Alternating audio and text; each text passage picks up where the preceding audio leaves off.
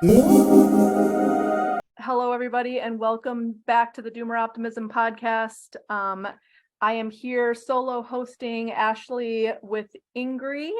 I will let Ingri introduce herself, and then we can jump into a cool and interesting discussion about health and fitness and being a woman and being a mom, and especially want to talk with Ingri about archetypes, female archetypes from the different religions, the ancient religions, this kind of thing. So welcome. Let's have you introduce yourself and then we'll jump into it.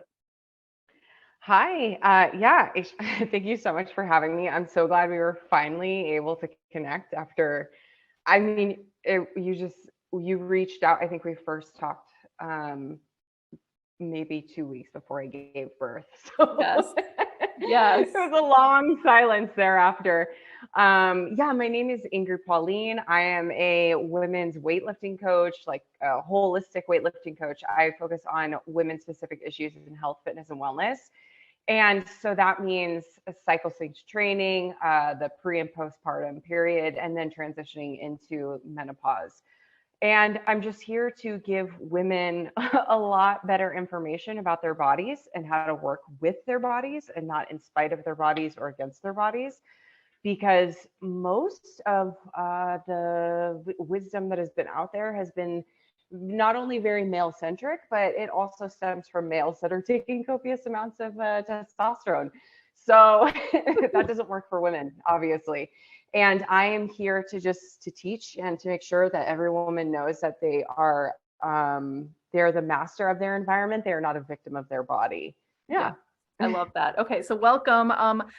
For a little background, I heard you on Helen Roy's podcast, and I was just so blown away because I find it really hard. I think of myself as like a quote unquote normal person. And by that, I mean, I'm always like open to new things and tolerant, but I'm always on the lookout, a little bit skeptical of people who like take their ideology too far. And so one thing I really loved about your interview was you have this holistic perspective toward health, and it's incorporating women's real bodies and science and our cycles and our periods of life.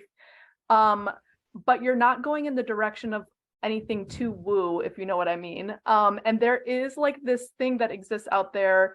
Either you're somebody who's like, quote unquote, follow the science and it's all about like extreme supplementation or something like that, or somebody who's on the far end of the spectrum and it's like, fully about everything holistic, not open to anything, that would be like anything that's quote unquote industrial.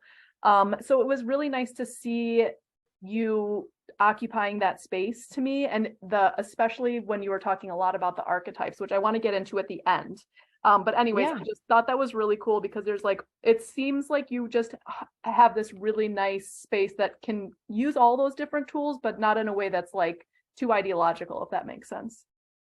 Oh, that's such a compliment because I literally yesterday I drove my husband bonkers with all my crunchy woo hippie stuff. So and I resonate with the hippie like woo stuff, but there is a thing, somebody coined this term on Twitter, holistic derangement syndrome, and there is a thing where it like goes too far and it's just like, okay, well, this is just starting to get out of touch with reality, Yes, absolutely. I feel because like although stuff like rosemary oil and even olive oil and castor oil, they are like antimicrobial, they are antibacterial. If somebody's got a stomach bug and shits or vomits all over the place, like you need bleach, baby. Exactly.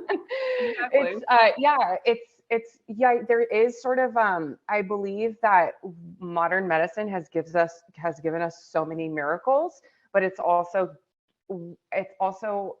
just as ignorant to be so very logical and grounded in science as it is to be just out there in the ethers and talking about humors and chakras and stuff like that.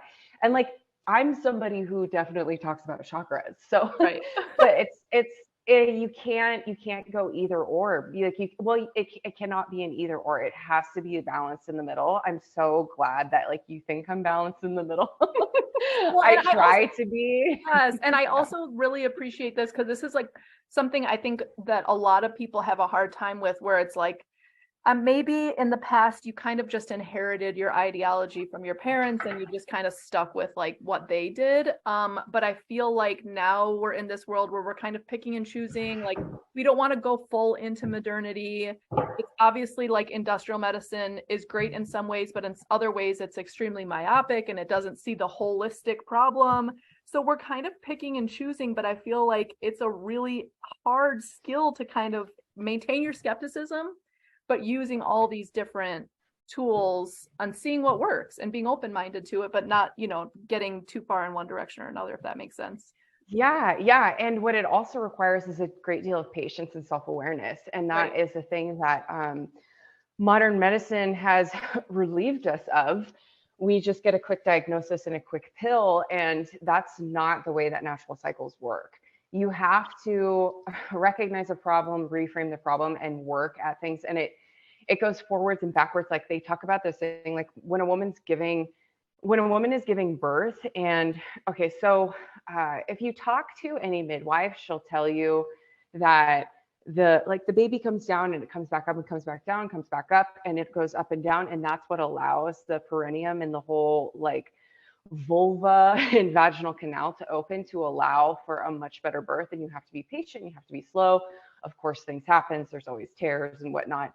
But a lot of women who give a natural birth like have a really good birth experience because they're given time. There's no bright lights, there's nobody rushing them, there's nobody telling them that they have what is it called, like it's like backwards birth or stopped birth. I'm sure they used to call it a retarded birth, as in the definition meaning backwards. Right. But Yeah. it's like when the baby goes back up, and when you do this in a hospital, it's an emergency. A lot of women get rushed into a C-section, blah blah blah, and this is just yet another example of a modern science not really embracing the natural, slower patient process of like what needs to happen, and just seeing any backward step as wrong and bad, instead of just taking 2 steps forward, 1 step back, to take a moment to recalibrate where we're going, what we're doing, and how this is going to happen, or just even get the body used to what's happening. Right. So yeah, it is. I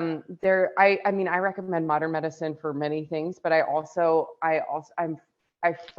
say, like we have to go to the basics, like sunshine, sleep, nutrition, exercise, relationships, patience, and like patient/mental health practices, as in like, do you have a hobby? Are you letting yourself sit in silence? Do you read books? Is there a languid aspect to your being? Because that's very important for forward progress. And then after that, that's when I say, okay, like now we need like medical intervention. And I don't pretend to know more than a doctor, but I'm definitely like you might want to get a second opinion on that. Because yeah, anyway. No, yeah, and I'm totally the same. And actually, maybe it would be fun to hone in on this example of childbirth, since you are a new mom. I feel like I have 3 daughters. My experience through the whole pregnancy and childbirth experience, like basically changed my whole perspective toward health, my body, like sovereignty, like the medical industrial complex. And basically, I just was a young-ish, I think I was 28 with my first, young-ish, like healthy, strong mother. And the entire pregnancy, the most of the care was about like pathologizing it. And I was like, there's nothing really wrong with my pregnancy. And I know they do have to like do all these different checks, but it just feels like you go to the doctor if you're sick. Whereas during pregnancy, you're not sick, you're healthy. And then during the childbirth, I went in thinking, unless there's some kind of emergency situation, I don't need any pain medicine, because like my body should be made to do this, and I'm just going to avoid it unless there's some kind of like emergency situation, like an abnormal situation. And so I had my baby naturally. And people are like, oh my gosh, I can't believe you did that. Also, my husband was 10 pounds. I was close to 10 pounds. My first was a girl, 10 pounds, 12 ounces, no gestational diabetes, just a huge baby. And How tall are you? I'm a 5'9". Okay. And he's That's still a big baby for it's listeners, huge. but that's, Yes. yeah, And but I like mean, in she's the like, ratio, yeah, yeah. 99, 99 percentile, whatever. But like we were really big babies, both of us. And so I was like, yeah, I think I can do this. And a lot of, I think a lot of doctors would have been like, we're going to C-section with this. And luckily mine didn't and let me do it all. And I was 2 hours of pushing. And what you just described, I didn't know that they stopped you for that, but my my doctor, she was a family practice doctor, not like an OBGYN, which I think helps, but she let me push for 2 hours. And I've told other people that, and they were like, wow, I can't believe she let you do that. Like, I think a lot of doctors would have put you in a C-section. Anyways, that whole process was extremely empowering. Like, wow, I could do this with my own body, but it also made me realize like there's actually a lot of swimming upstream mothers have to do against like the industrialization of birth and the like what is it called, where they're constantly trying to intervene, the intervention culture, I guess. Yeah. And cover Yeah, exactly. They're not letting it happen, and they're not trusting your body to do what it needs to do. So your birth experience and my birth experience are exact opposites. So while I was pregnant with my son, we went to a holistic birth center. I had midwives checking up on me. It was very natural. Like, I went out of house to go get the ultrasound. Just the first 12-week ultrasound, I was actually a month more pregnant than I thought I was, which is a different story. But I had a 12-week ultrasound, and then I had like a 20-week ultrasound, which was the anatomy scan, just to make sure that all four chambers in the heart was there and the spine was good and like all that stuff, right? So, but otherwise we had a very natural, like, we just went to this office and we spent an hour with one of the midwives, and they were all registered nurses, all with labor and delivery, and like with hospital, with clinical labor and delivery experience. And all they did was like, they kind of just felt where the baby was through my stomach, like just palpated my belly. And then they measured from my pubic bone to my baby to make sure that the baby was growing, because it's like centimeters to, it's however many centimeters is like pretty much how many weeks it is. And that's like, it's very insanely accurate, which is so crazy. And then I don't know, it was just very natural. It was very nice. They used like a Doppler. So it was to see the heart rate, to see if it was healthy. And yeah, that was it. And then 5 weeks before my due date, I started leaking amniotic fluid. My water didn't break, but my membrane ruptured. And what happened is that he was coming early, and he had been head down the whole pregnancy. And then he was a footling when I went to the hospital. I called my midwife. I did not want to go to the hospital. Yeah, I did not. This was like my worst nightmare. Yes. And I was just slowly draining amniotic fluid. And we were both really scared. We were both completely unprepared because we'd been very busy. And those last 5 weeks was the 5 weeks that we were going to spend like getting ready. What you need to do. Yeah, like they were like, pack a bag, and I just packed like literally 3 comfy outfits. I had no idea what I needed, because like we needed to leave so quickly. We couldn't even look anything up. You know what I mean? So right. So I got to the hospital. He's a footling. He ended up, they didn't know this until they did the C-section, but he had the cord wrapped around him 4 times. So I was only 1 centimeter dilated. I wasn't like going into labor, but like he was basically kicking himself free because he was all wrapped up in the cord. And and he had to have a C-section. And I mean, honestly, like, I'm not bummed out. Like, right. It was necessary. And this is an example of when modern medicine is necessary and saved your life. Probably both of you. Yeah. And his, if this was like 200 years ago, like, one or both of us would have been dead. Right. for sure. And instead, I have a healthy, beautiful baby boy. And like, it's not even, I talk to so many hippie moms, and so many of them have shame around how their birth turned out. Right. Like, I was literally just talking to somebody yesterday, and she was like, oh, yeah, I had an epidural, unfortunately. And I was like, girl, you were in labor. She was in labor for like 30, 35 hours. Oh my God. And then she's like, yeah, let's just do it. I'm like, yeah, you did what you needed to do. Like, I don't understand why, like, there should be no guilt here. There isn't, like, there is absolutely no guilt. Like, it went, of course, it's not the way that I wanted to, but like, honestly, after having a C-section at 35 weeks, I'm like, oh, now I know why people schedule C-sections. This was actually just, there should be like, there's like no shame around how, like, childbirth, like, is your baby alive and with you? Yes, Right. no. If yes, everything was a success and you should be proud of yourself. Like, there is no less than birth. You know what I mean? Yes. It's just, and thank God, the grace of like modern medicine. Yes, It's so yes. crazy. And so this is good. Like this is exactly the kind of attitude I've been taking. And even at the beginning, when I first became a mom, I was like, I think most people should be able to do it without an epidural. And now I've kind of softened on that, because I feel like so much of our birth process is so high stakes and high pressure, more so than it used to be. It used to be like so much calmer. You would have like a team of women, including your mothers and close family member, Yeah. mother-in-law, close family members, and everything would be calm and taken care of. Now it's like so high stress that it actually can stop people from advancing in their Oh, contractions and their labor. And so I'm like, you know what? If it calms you down enough to let the baby come out, go for it. Like whatever tool you need, it's fine, no judgment. Like, and I think that is like a bane of the holistic world. And then on the other hand, I think that the industrial, like the women who just say like, I don't care what it takes, like I'll just do whatever my doctor tells me, and aren't like exercising agency enough, I think also are going too far in the direction of like, well, whatever the hospital wants to do, and aren't like critically examining. Maybe the hospital, for example, sometimes the doctor just wants to like cover their ass, and they'll say, oh, let's just oh, schedule a C-section in advance or something like that. 100%. Yeah, I have two stories that go into the same thing that surround my birth. So, the doctors just wanted to schedule a C-section. Yes, I was admitted into the hospital at like midnight 01.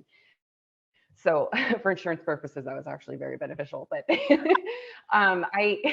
yeah, which is very unfortunate to say. Anyway, but the woman who was on call, she was the overnight doc, and she was pretty young, and she'd been practicing for like 5 or 7 years or something like that. She wanted to get me into a C-section immediately.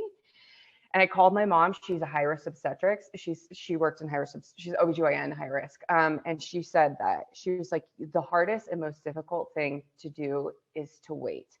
So like they have to give you a steroid to develop his lungs, and they have to give you an antibiotic that is eventually going to reach him. So like you need to wait 12 hours, see if he flips, then you can then you can do a normal vaginal birth, but just wait.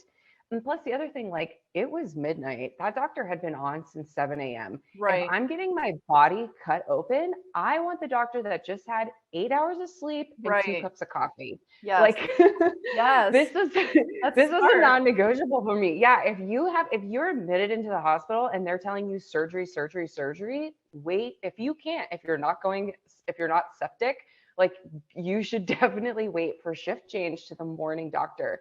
Like just the statistics around the amount of emergencies and mistakes that are happened during like nighttime emergency surgeries, Right. it's staggering. Just everything, people die then, are like babies are born then, mistakes are made. Like it's just, you want to stay away from the witching hour. Okay, it's called that Right. for a reason. Yes. Yes. And yeah, so we waited, but I was going to say, likening back to what you're talking about, like the team of women, it was a much more relaxed environment.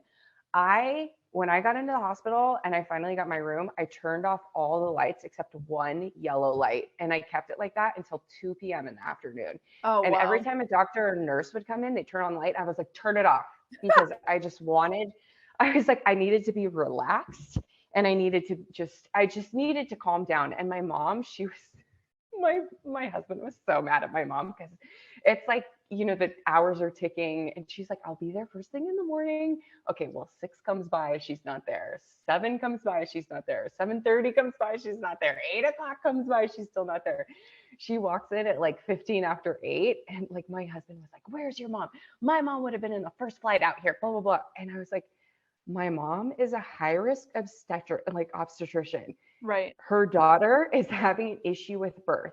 She is making a statement right now. It's, if I'm not in a hurry, everything's okay. She's going to come in at her leisure.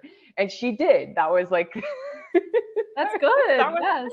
Yeah. I mean, it drove us nuts, but it was like, I was like, okay, because if the high risk OBGYN is not worried, then it's not an emergency. But Right. if the high risk OBGYN rushes down to the hospital, then everybody needs to be on high alert. Yes. And yeah, and then so she came, and I might cry a little bit because this was such a powerful day for both of us, but it was she came in, she sent my husband to like go deal with the insurance and like cash, because we have a health share, so we're not buying in the system, man. Yeah. So, nice. So, yeah, so we had to like negotiate a cash price, which, by the way, the cash prices out here in Las Vegas, Nevada are awesome. Like, oh wow, cool. That's interesting.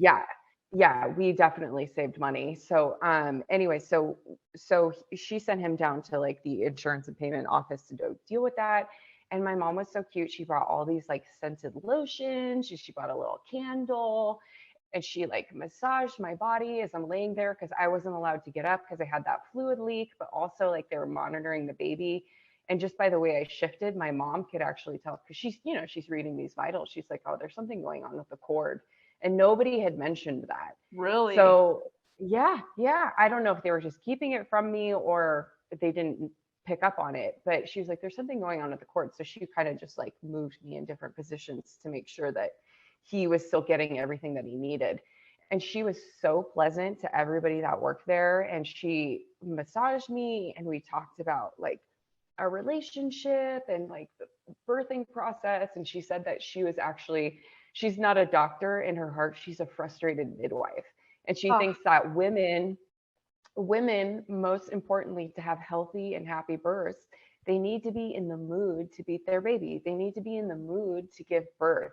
They need to be relaxed. They need to know that like, no matter what happens, like, and it is sort of like listen, if you go into this, it's like you did everything you can. And if you're going to die, you have to die happy. Right. So it's like, you need to be surrounded by a team of people who can like, are doing everything they can for you, and you feel comfortable with, and that everything's going to be okay. And that this is the environment that you want to meet your baby. And this is the environment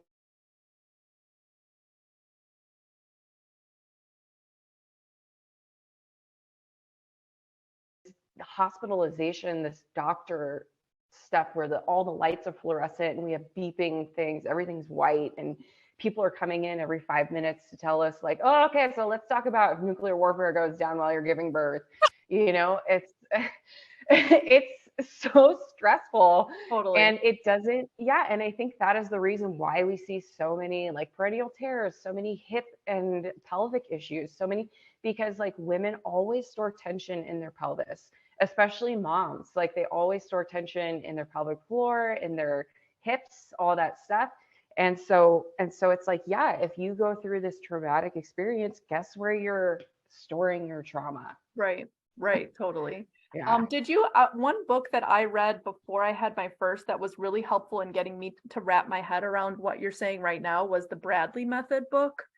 And I really liked it because this guy, I don't even know his first name, Dr. Bradley, he was, I think he was an OBGYN, but he also grew up on a farm, and he was talking about in the book, like basically what farm animals do. They go like find a quiet space that's dark. Usually it happens at night because there's like a spike in certain hormones. And it was like, what you can do, you can find a calm and quiet place. You have your husband by your side because you trust him to take care of you. There's all these like things that the husband can do to make you feel like more calm and more opened up. And this is where I start to get really woo, because then my third pregnancy, I went to this like midwife doula, and she wasn't a doula for like attending the birth. She was like talk to you about your psychological perspective about the birth before the baby comes. And she did all of these very woo-woo things, which I think really helped. She was like, you know, you have to think about the different stages of birth. One of them is like ground, one of them is fire. That's the transition. The next one is water. The next one is air. And like your baby is Wow. coming down through these like different stages and you're going through it together. But like, you know, your baby's story is their own story. It's like, that's not something you're like midwifing that into existence. And it's not just your story. They have their own story that they're going to follow. Like, all this super woo woo stuff, and like having that mindset, thinking about like the metaphor of riding waves for the contractions, or almost the metaphor we were talking about of whitewater rafting, which is like, Yeah. oh shit, this is almost out of control, but like I still have to like lean into the boat in a certain direction. Like I still, even Yeah. that tiny amount of leaning I do, it's 90% the whitewater and the raft, but 10% I can have some say in this. And like, then I'm going, you know, this is happening whether or not I lean into it or not. Wow, what a And beautiful yeah, so metaphor. all of Like those those are things. great And so metaphors. yeah, I Yeah. like, you lean into like a lot of these kind of things that help people wrap their heads around like this more embodied nature, like this more animal nature, and like all the different metaphors we can use from nature to help us understand our own body. So I wonder if like, yeah, I wonder if you took that to childbirth. I mean, I know you take it into your training practice. Yeah, I actually never really heard about this. I didn't take it into childbirth. I just like, I kind of trusted, I was taking the athlete mindset. That was just like, you Right. just go into the pain, man. Like you Yes. just go into the cave and you fucking, excuse me. I don't know if I'm allowed to No, curse it's on this fine. And podcast, I but also, my first birth, I was like, I'm an athlete. I played water yeah, polo. I played volleyball. Like I I played can, water polo. oh, you did? Oh, and that's a tough Yeah. sport. And it's like, Yes. no, I can freaking do this. My body is made for this. Like I'm tough. That was my attitude for the first one for sure. Yeah, yeah. I honestly, okay, so the first couple months of my pregnancy, I I was so tired. And then all of my other time was I was preparing this coaching program that was a little bit hands off so that I knew when I would get a new client, I could put them through this coaching pipeline so that when I had a baby, I didn't Yes. have to like be like hand holding them, but also just to like systematize my coaching and make it better. Yep. So I was working on the program for that whole thing. And then we went to Alaska to go deep sea fishing with his family, with my husband's family. And BT Dub, I, at 7 months pregnant, caught the biggest fish. It was a 70-pound halibut. And I reeled that sucker in from 350 feet. So That's awesome. yeah, yeah, it was so big they had to shoot it overboard and before they brought it on Oh my because it's like God. that fish Wow. was so large it might like hurt one of us in the boat. Yeah, yeah. So boom, there we go. But no, so once we came back, so I had finished my program before we went to Alaska. We came back from Alaska, and that was like, okay, now I have like 6 or 7 weeks. Like I'm gonna get ready. It's all baby all the time. I mean, I had been doing some like, nesting stuff or whatever, but that was like when I was gonna start kind of doing research. But I was actually trying really hard not to read too much, Yes. like just because there's just so much stuff out there, and I didn't want to get scared, and I didn't want to get overwhelmed, and I was just like, listen, this is like your greatest PR. You're an athlete. Just like women in Antarctica or women in like Inuit women give birth on ice floors in their Right. homes Right. without making a sound. Like you're fine. You're Yes. totally fine. Yes. So yeah, I just trusted, but I have heard these metaphors. Oh, I was working also on creating a mental dojo because they do this a lot in martial arts and we do this a lot in athletics, just like creating a space in your mind where you can go and work out and like be free. And it's just sort of like a place where you are Superman. Yeah. But also I knew this one woman who I've done a lot of pre and postnatal fitness classes. There was this one woman in my aquatics class who she was such a hippie. I love her so much. And she was just as woo as some people think I am, she's that much woo to me. Yeah. But she was just a really fabulous person. And she came back and told me about her birth, and she said, so she had this kind of psychedelic experience before her birth and during her birth. And she was just meditating and doing her breath work, and she went into this green space that was just, she's just like, it was just mother nature, and I could feel the mother talking to me. Ah, And yeah, and then and it was just like a glimpse like before, like when she was still pregnant. And then she went into like hard labor, and she was laboring in a car. And before she got to, I don't know if it was a birth center or a hospital or something like that, but she had a complete break from the plane in which we all function.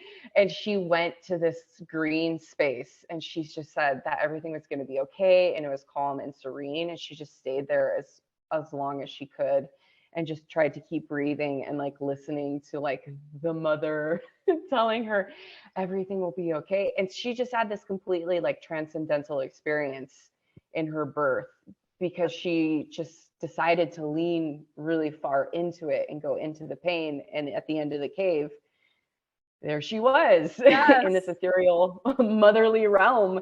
And she just had like the most amazing like birth experience. And when she came out, she like kind of had a baby, and like the time just passed quickly. And I don't know if you've ever had a transcendental experience. That's just what it was like. It's not like she blacked out, like she kind of knew what was happening, Yep. but her body or her mind was somewhere else. I kind of had a little bit the same in the hospital. I wasn't in like I didn't have like for lack of a better word, psychic experience, psychedelic experience like that. But I saw so many signs that I was going to be okay, even though I was very scared, that Wow. I was just very relaxed. And like, it was only until like 2 or 3 days after the birth and like we came home that I really realized like how much trouble we could have potentially been Right. in. Well, but then there was like maybe like a mechanism keeping you from freaking out too much that could actually, I mean, these psychosomatic things in birth, they are totally proven to be real. I mean, they're just, once you Yeah, get I mean, stressed out and anxious and like scared, there can be just so many negative consequences of that. yes, yes. And like I mean in my vocabulary, like it was God, like God just carried me Yes. through, or the goddess, she just carried me through. And I just was okay. Like I just had so many signs, and I just felt that I was sort of like levitating above everything, and like these doctors were going in and out, and I was just in my own space, and I just knew that everything was going to be okay. Oh, I So love I that. didn't freak out. That's Yeah. great. Yeah. And then, okay. So another thing that I wanted to bring up with you is perfect for this. So Helen and I were talking like maybe a year ago in this woman's chat that we're in. And people were talking about, what is, there's this concept of the Chad, the male Chad. Oh, he's such a Chad. Like, he's so amazing. He's so handsome. He's so fit, whatever. And I was bringing this up to this women's group, like, what is a female Chad? Like, do we even have an archetype of that? And this woman in the group said, I think that the reason we don't have a single archetype is that we have stages. And she said they're basically maiden, mother, and matriarch. And there are Yes. 3 stages, and there are Chad archetypes for each of those stages. And when you were talking about like the movement into being a mother, like this ethereal moment where you like move from a maiden to a mother, I feel like that is huge. And I would just love for you to talk about like these different stages in women's lives. And on the one hand, it's like super woo, like, oh, these archetypes, these stages. But on the other hand, like, this has practical implications for your health. Yeah, Being aware of Ashley, these you things. gotta we gotta stop saying woo, because this is reality. Like Yes, it I is. know, I And know. I'm one of those people a lot like you. I always feel so ridiculous when I say this, but I believe that all religious myths and fairy tales harken back to a time when these things were real. Like, Right. like there's just these things, we have stories that have commonalities in them for a reason. Every religious text is like, it's a psychological text. Like if you listen to the Jordan Peterson lectures on Genesis, like the psychoanalytics of the story of Genesis is very profound. And archetypes are here for a reason, because we identify with them, and people are like, oh, archetypes, blah, blah, blah, blah, blah. But meanwhile, they'll ask you about like, so what's your sign? And it's like, dude, you can't, like every single one of these zodiac signs is an archetype. Right. The journey through the zodiac is actually, it's even the journey through the zodiac is the hero's journey. It's a natural cycle of childhood into adulthood. So it's this transitional cycle, right? So yeah, we don't need to say woo anymore. It is. Well, just embrace it. Yes. Yeah, just embrace it. Because, you know, I also heard, I heard this many, many years ago, and it's men invented stuff like breath work, yoga, prayer, meditation, and chanting because they knew that women, just with their simple being, were more connected to the divine creation than they could ever be. Yeah. And it's true. Yes, it's true. So do you have archetypes in the front of mind for the maiden, the mother, the matriarch? So I believe so. Okay. So even, yes, also asterisk, this Chad archetype, I believe that is also incomplete, because we have the prince, the knight, and the king in male psychology. So this Chad archetype, believing that there is one kind of like ultimate guy. I mean, yeah, like I guess the Chad archetype is that they embody all of these masculine traits.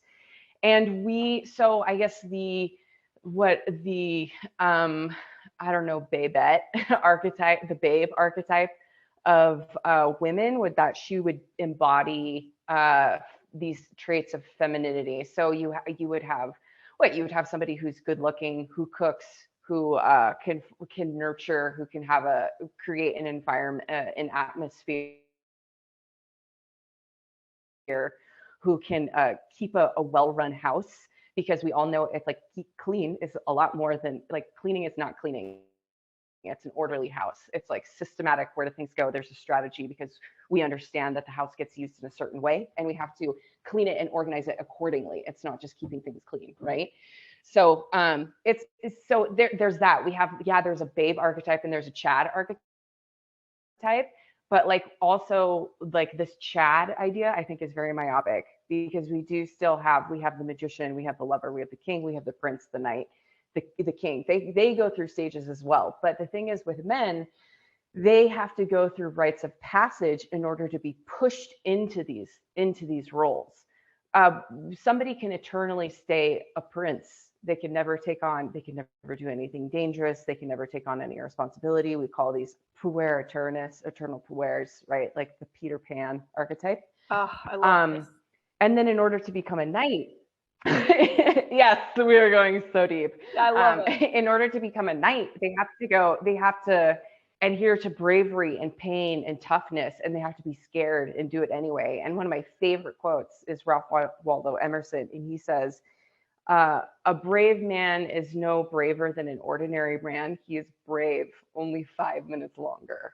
And that is my quote. Like the only difference between you and a hero is a hero is brave 5 minutes longer. And I like, obviously you can hear my voice. I rarely say that out loud, but it's just, that quote has followed me for probably 15 years. And I hold on to it. I hold on to it very dearly, because I have a lot of really great stories to tell.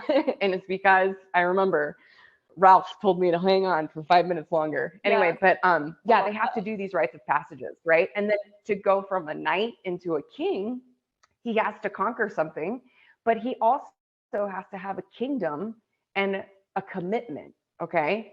A kingdom, he has to own his own home. He has to have something that he owns, or like something, a physical place that he takes responsibility for. It could be a business. You don't have to necessarily own a home, but he also has to have a commitment. And that commitment could be to a woman, it could be to a family, it could be to a business, it could be to a team. But usually when we see men that make commitments to teams, they're still in their knight phase. That's why SEAL teams, special operators, they have such a hard time staying married, is because they're trying to be both the knight and the king at the same time, and it doesn't work. That's so Yeah. Wow. Yeah. Yeah, right. Right. So then we talk about, yeah, and like this woman was very astute in her observation. We do go through so many changes and there are so many archetypes, right? So we have the maiden. So I would say like the ultimate feminine archetype is Aphrodite. But if we think about on the dyad of love, we have Aphrodite and Demeter. That is like the maiden, but she's more than a maiden because your maidens can be either an Artemis, who is like the huntress. She is focused around independence and nurturing and fostering, or she can be an Aphrodite, which is what we want to photograph. She's the people's goddess, but everybody wants to take something from Aphrodite. That's the problem with Aphrodite, is that Yep. everybody wants a piece of her, right? Yep. That's why it's hard to be a young woman. Everybody Right. wants a piece of you, especially if you're Yes. beautiful. Yes. And that's why it serves us to have an Artemis in us, right? Yeah, and then we go to the mother, which is Demeter. She's the all mother. That is, I mean, that's the full moon. She is the utmost femininity, right? And then we go to the crone or the sage, the matriarch, the queen, and that here we have what is it? Persephone and then Hera. Hera, who married a great man, and now she has to run a great kingdom. She also has to put up with a bunch of things that come along with marrying a great man. But then we have Persephone, who was kidnapped and went through trauma. And because of her trauma, she became a powerful queen because she embraced the darkness. And I try to remind this of like women who I work with who have gone through a number of like trials and tribulations, and the healing culture is like, you're a survivor. And like, let me tell you, you can feel all sorts of ways about what I'm about to say. But if you are a survivor, if you are just a survivor, you are still a victim because you're allowing your identity to be defined by what happened to you. Right. You need to get through the victimhood, become a survivor, and move the F on. Right. Right. Because you need to embrace what happened to you, integrate it into who you're going to be now, and become successful, not in spite of it, not despite of it, not because of it, but because this darkness was a gift you were given, and it is very powerful, and you have to learn how to use it. And that is a queen archetype. Yes. Oh my gosh. Okay. I have so much to say. I love this so much. Partially, I just think like we've really just flattened out our roles and people are just struggling so hard to find like just mentors or like, yeah, these kind of archetypes to cling on to. And I think this is partially why Jordan Peterson was so popular or is so popular among young men. Like they're truly looking for like what is my story? Who am I seeking? Like what if I'm seeking greatness in my life, what does that even mean? Like I need to fit into some kind of archetype. And these stories that you're telling are just so powerful in that because you can really wrap your head around like, oh yeah, I mean, I have chills with you talking like this is a way in which you can really think of your life in bigger terms, like as part of this cultural heritage that goes from Greece and Rome to the current day and like which infuses all of our stories, our fairy tales and everything that you can really see yourself in and like, wow, I really do want to move on to that like king stage. And I also have very strong feelings about the ways in which our society seems to focus so hard on the Aphrodite figure for women.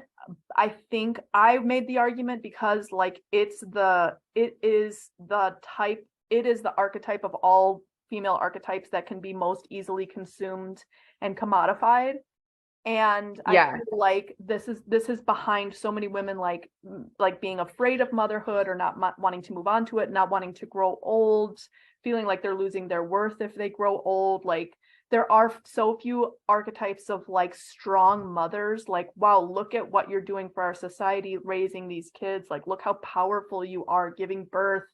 This, like all of these different things. And I'm so glad to hear you talking like this. I feel like we just need 1,000 times more of these kinds of conversations. I love it. I'm so glad you love talking about this because this is an aspect of my work that I really enjoy. So two things I always tell women that are about to give birth that the Mayans likened childbirth to going to war. So every single mother in their tribe was on equal footing as the men who had been to war. Oh, Like, that's how serious, that's how powerful what you're doing is. And then I wanted to go back to the Aphrodite. Okay, so here's the thing. We also have, like, yeah, Aphrodite can be commoditized and everybody loves beauty. Everybody wants a piece of it. But here's the thing is that, like, in ancient Greek, like, people, Aphrodite had a tumultuous relationship with everybody, because the thing is, Aphrodite was also smart and calculating and used people to get what she wants. Okay. yeah. That should tell us about something about beauty. Okay. You can go through your Aphrodite phase and you can be young and beautiful, but you have to learn from it. You got to get what you want from it. Okay.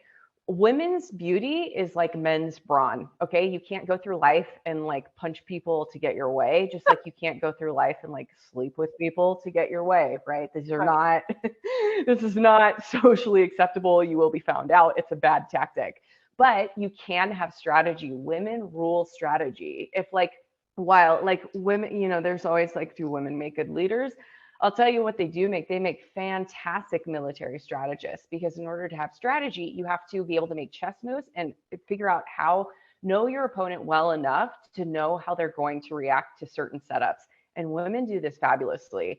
So when a woman goes from like maiden to well, she goes from the youthful portion where she is really basking in her beauty and youth, which everybody wants to take advantage of, right? And then you wise up, and then as you get older, like, I mean, I believe that true beauty is learned. While older women may never be like super hot, they still will be like very extremely alluring and charming and titillating to many people.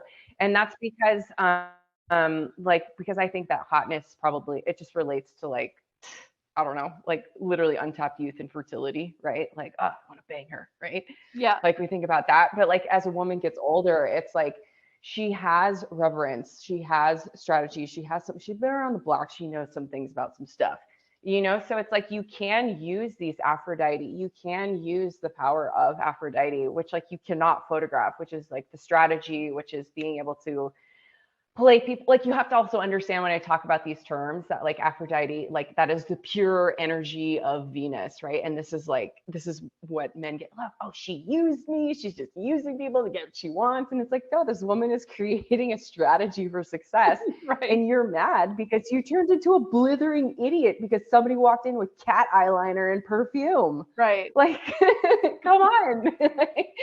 Like, we have the power to disarm. We have the power to make a huge impression and really shift things in our ways, especially in male dominated cultures. But we do that by embracing part of our femininity. If you're trying to win in a corporate environment by being one of the boys, you are losing. You need to do it through relationships, through allies, with atmosphere, with your own appearance, with the grace and demeanor, with the if you walk into a room and everything changes, you're doing it right, for the better. Because like, men want to help, want to be around a good woman who is, they want to aid her, especially if she's like looking well and making him feel like $1 million. And you don't have to be very beautiful to make a man feel like he's on top of the world. Right. And this is why we use words like stunning, breathtaking, a knockout. Those are words of war. So if that doesn't show you what power femininity has over women, I don't really know what to tell you. Well, okay. So one thing that keeps coming up on this podcast, and then I do want to cover before we end the, just your different approaches to your health coaching. But one thing that keeps coming up, like, and is just swirling around this podcast is like, we have this battle of the sexes raging so badly, and it just feels like we're at this standstill, and it's just getting greater and greater, like that, all men are X, all women are Y, like, we just can't get along. Like, they're just trying to take advantage, the women are just trying to use their sexuality to take advantage of us.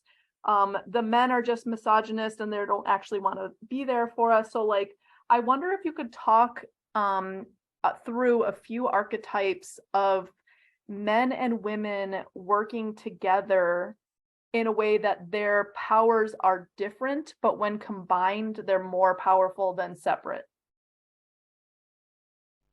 Oh yeah. Okay. So more combined than separate. I don't know. I don't know Like many. if you know I what I mean, like complementary, Oh, complimentary. Yeah, yeah, yeah, yeah. I was for like, example, I like didn't a marriage in the ancient archetypes where he takes care of this, she takes care of that, and like their power wouldn't be as good if they were working solo as opposed to working together. Yeah. To try to get us to wrap Okay, our head so around like, what would be like what is a good way to conceptualize a healthy marriage? And like just a brief background, like my husband and I, I don't want to be the same as him. I have certain things that I like and they're my domain, and he has things that are his yeah, domain. You know what I mean? And so, but together our family project is like so much greater because we have these two yeah, complementary skill sets and interests, if that makes sense.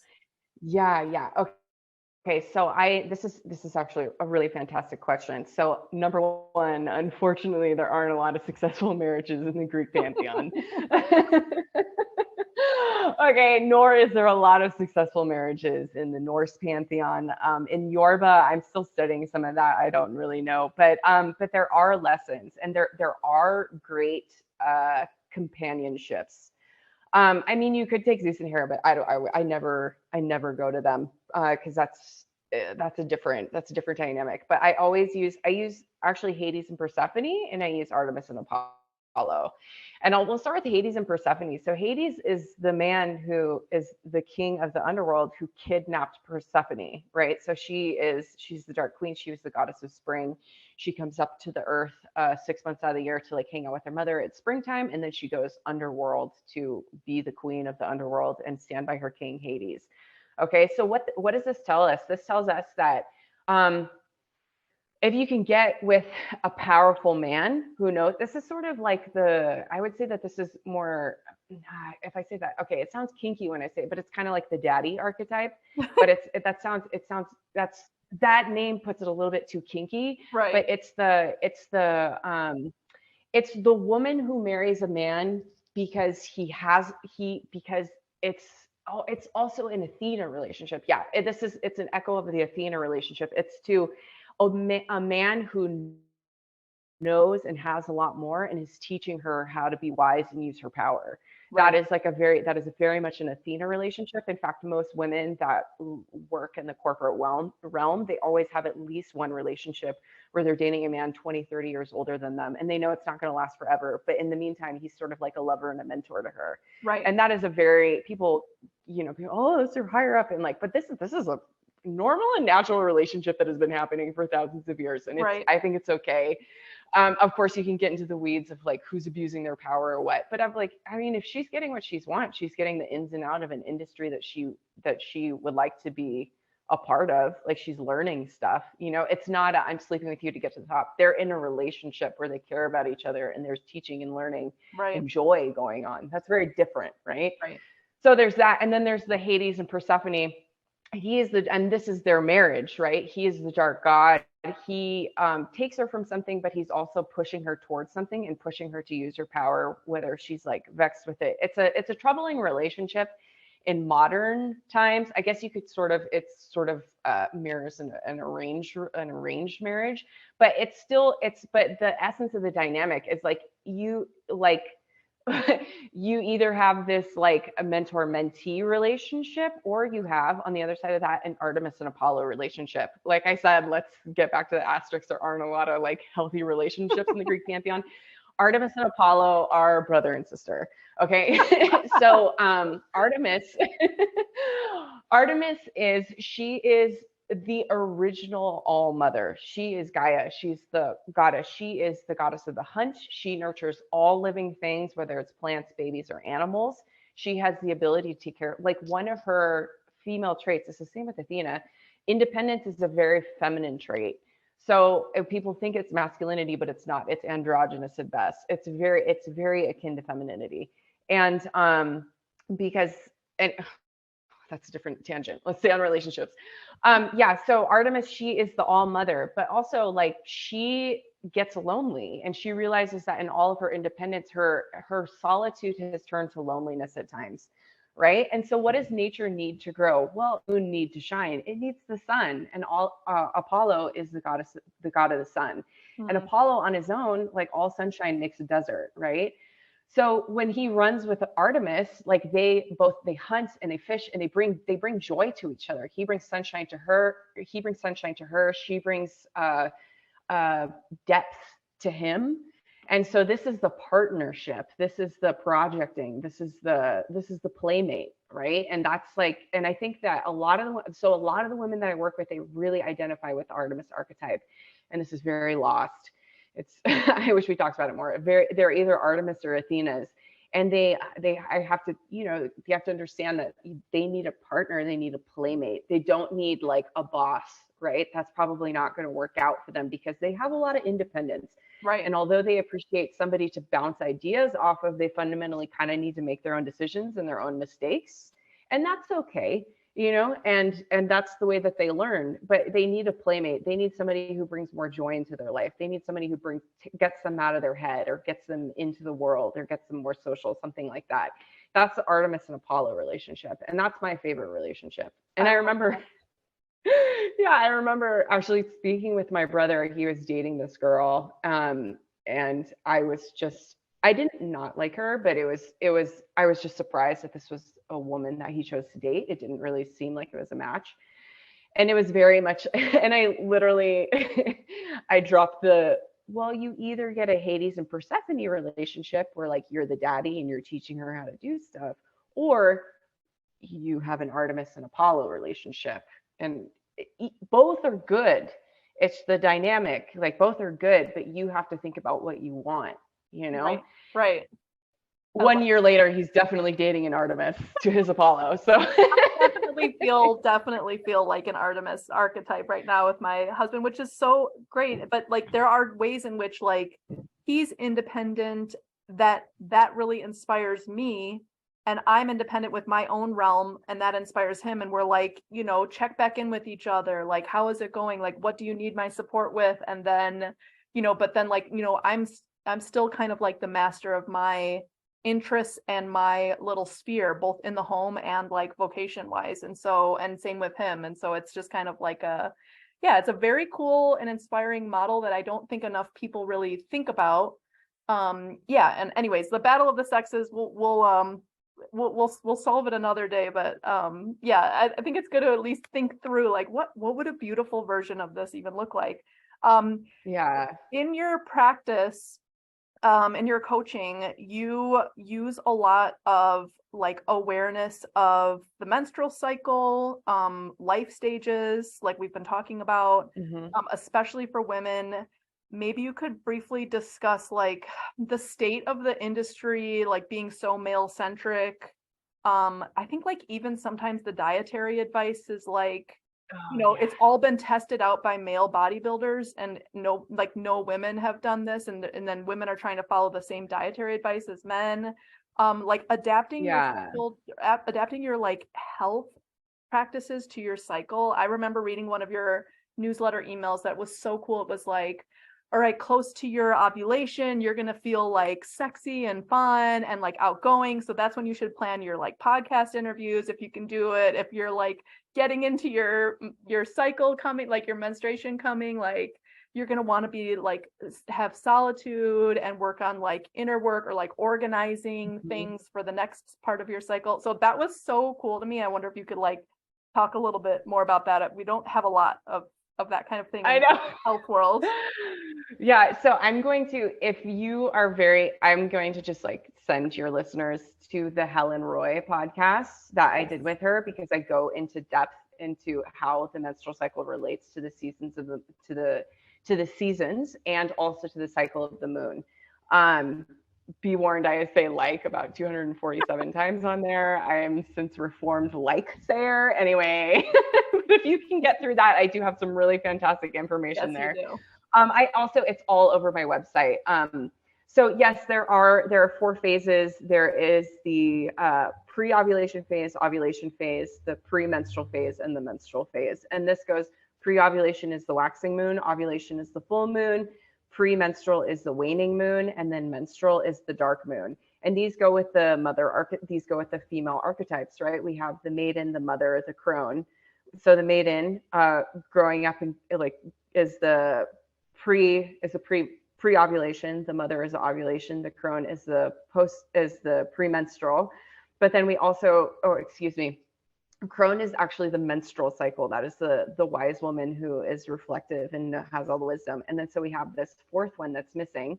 And this is what I always bring up, is that in Western theology, we have managed to, while we do have an Artemis and Athena, and that is the wild woman, we don't necessarily give too much credit to this archetype. We all have a wild woman in us. She is the sacred harlot. She is the medicine woman. She's independent. Don't take no shit from nobody, right? She's the wild woman. And like, we need to embrace this. And like, we don't talk about her a lot in Western culture. I mean, we just literally, our whole podcast, like, if you didn't pick up on the fact that we just sort of ignore Artemis and really praise Aphrodite and a little bit of Demeter, we're missing the wild woman aspect. She's independent. She's strong. She is woo. She knows things about some stuff, So that's the menstrual cycle, and it goes in the cycle of living, right? The pre-ovulation is spring, ovulation is summer, premenstrual is fall, and menstrual is winter. And all these, this is the cycle of growth. And I'm going to say it here, and I've said it a million times, the only thing that grows in this world linearly is cancer. Okay. Right. We're supposed to have this life aspect to us. We were supposed to trim the fat. We were supposed to go backwards, like going back to birth. We were supposed to go backwards because that's what prepares us to go forward. I totally have a trash truck right outside my garage. I'm doing this podcast in my garage because my baby is sleeping. And my office is right next to my baby's room, and now there's a garbage truck. No, we're very informal. It's fine. Okay. I don't know if you can hear it, but anyway, my garage is also my gym. So anyway, so I train women how to work with their menstrual cycles, because especially if you have a job that's project oriented, but you can even just use sync your social life, your training, and your nutrition to your menstrual cycle for the better. Because a lot of women, we go through life and we're like, oh man, I feel like crap. I want blah, blah, blah. Maybe if I go out, I'll feel better. And then you have a terrible night out and you've spent and then those are the days where no matter, you can't get your eyeliner right. You don't like any of your perfumes, you have nothing to wear, but you go out anyway. And then you end up fidgeting with your outfit the whole time. And you're just kind of like, this guy sucks, right? It's just, those are the days. And you probably should not have gone out. You probably should have done some yoga, or just stayed home, or done something that just you wanted to do, take yourself alone to the aquarium or to the library or something like that, or just even take yourself out for a burger and go home after that, just something that you would like to do for you. And I teach women how to, I just teach women how to, since we don't have much time, I'm trying not to go into detail, but it's when all these aspects of your job, if you have a financial planning and spreadsheets to do, when you should do that.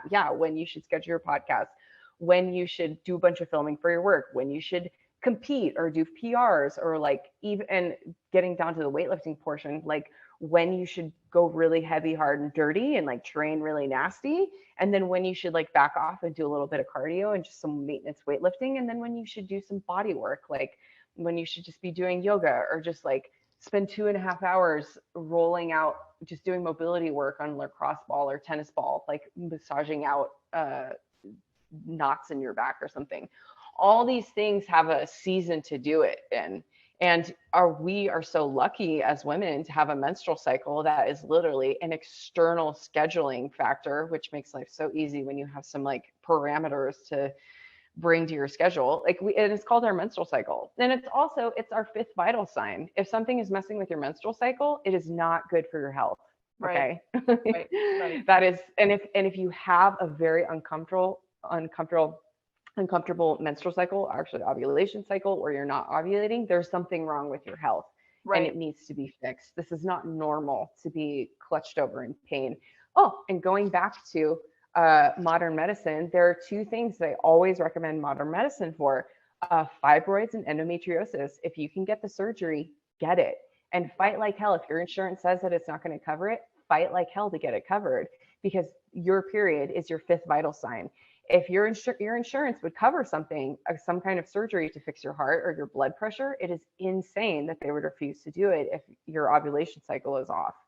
So yeah. Yes. So there we go. Well, the actually, East meets West. yes. Well, and actually leave a little bit of, only give people a taste, and then that will encourage people to come sign up for your newsletter, maybe take you up on your coaching. Yeah, I would say, like, as soon as you were on Helen's podcast, and I have like 3 little kids, I'm trying to do a million things, so I like never sign up for new stuff, but I immediately went and signed up for your newsletter, and it's so good, and I look forward to it every time Oh, it thank comes. you. And so Thank yeah, you. and it's just so wonderful. You have such an interesting perspective I don't really see recognized anywhere else. And I would just say on this particular point, like, it just feels like we're kind of treating women like automatons, like they should be the same all the time. They really shouldn't have any of these cycles, or like, you know, any of the natural aspects of you know, being a woman and having a menstrual cycle are just like not integrated into life. And I really like the idea that it's almost like the environmentalist in me likes this idea of, like, you know, just engaging with our animal nature more and planning around it to the extent possible in a modern context. I think is really cool and very smart. Anything else? We have a couple minutes left before we have to wrap up. Anything else we haven't covered that you feel like you just want to talk about, or would be fun to talk about in the context of this conversation so far? Honestly, anything that I could talk about with you, we're just going to go on for like 20 I 30 know, minutes. I know. We are totally kindred spirits. I feel like, I know. Oh, there's so much fun talking to you. I really appreciate it. Yeah, I just, I mean, if I could just give a tip to like people out there that are very curious about your cycle, yes, yes, get on my newsletter, visit my website, ingripaulineathletics.com. That's INGRIPAULINE athletics.com. I'm Ingri Pauline on everything, but honestly, before you get there, download the Clue app. I don't get any sponsorship from there. They should sponsor me, but they're the Clue app because they're the only people who don't sell your data. Okay. So get on the Clue app, download it, start tracking your cycle, because you can't really have going back to patience and awareness. You can't really have a picture of who you are and what's going on until you kind of have an idea of what your cycle is happening. Okay. And like, just remember that even though you have like, yeah, you have PMS or like you're menstruating, you don't feel like super awesome. If you do work with your cycle, you can actually feel total bliss within your menstrual cycle, and you can use these energies really well. And you can start to appreciate every single aspect of your being, because you're not just who you are in the pre-ovulation and ovulation phase when we feel super productive and outgoing and social and awesome. You are also the dark side of the moon, because women are duality. Men are the sun, women are the moon. Like, we always have 2 different faces, and you are both faces. You're not one or the other. So track your cycle, learn to work with your cycle. Go to my website. I have so much information on my website and the blog, and I have a bunch of ebooks and programs. There's also, I'm really passionate about teaching teens this.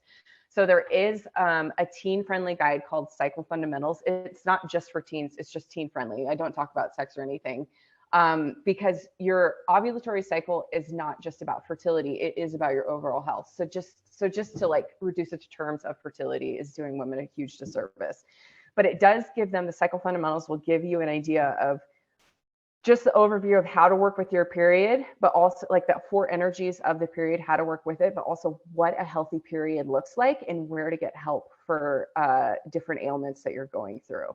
Oh. So the Cycle Fundamentals book. Yeah. And I'm working on a program. If there are any coaches that teach like girls teams, like girls soccer coaches, girls swimming, anything like that, please contact me, because I would really love to I would really like to figure out how we can get this PDF in the hands of your athletes, because I think it would really, really help them out, just understand their bodies, and like, it would really help them know stuff that I wish I knew when I was a teen and I was an athlete. Yes, absolutely. Oh my gosh, I have so many chills with you talking. I was just thinking, like, going back, wrapping up to the but to that earlier part of the conversation with childbirth, like, if you go in with the attitude of like, this isn't necessarily like suffering, horrible thing that I've gotten myself into that I have to go through, and like resisting and rejecting that part of yourself, but instead like leaning into it, like, this is what I'm made for. This is my body. Like, this is the height of femininity, is to be able to like do this thing with like all my power. And it's only me. No one else can do this for me. I love the idea that like there are those kinds of things throughout our whole life as women, where like embrace that part of yourself, the wholeness of the part of being a mother, being a crone, like all of these different aspects and cycles are like worth loving and worth leaning into. I think it's a really beautiful message. Oh, thank you. Yeah, I really appreciate hearing that, because I feel like we're also I don't want to end on a bad note, but now I can't stop this. I feel like there's a lot of stuff out there that is like making it okay. Although I appreciate the transparency that motherhood is not glitters and sunshine all the time. Right. It's like I also don't think it's normal. We should be normalizing this, like hating our children, hating motherhood, hating this, hating that. And I think that when we see that, it's because somebody has not really embraced A, responsibility, or B, like the many facets of womanhood that we go through. Like, we are complex, capable beings, and we're meant for this. Like, almost every woman I work with, after they have a kid, they become 50 times more productive. And if you're sitting here like, well, I want to think about my career before I have kids, let me tell you, if you want to like really boost your career, like have kids first. Yes. Because it's going to show you what time is. Like, my perception of time is so different, and my perception of productivity and what I can get done in a certain amount of time, like, improve exponentially by 1,000-fold after I had a baby. Yes. I actually, like, after I had kids kind of early, and I was really glad that I did, because I was like, you'll figure it out. Not only will you figure it out, it'll make you much more capable. And after I had a kid, I was like, I have no idea what I did with all this free time before having a child. Yeah. But now I like make it all work. And even with 3, I'm like, you just keep integrating it and you keep getting more powerful, which is like leveling you up. But I love that so much.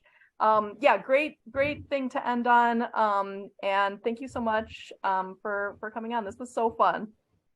Oh, this was so fun, Ashley. I really appreciate it. It was so fun talking to you. Thank you so much for having me. Yes. Oh, thank you. All right. Have a good one. Thanks. Yeah, you too.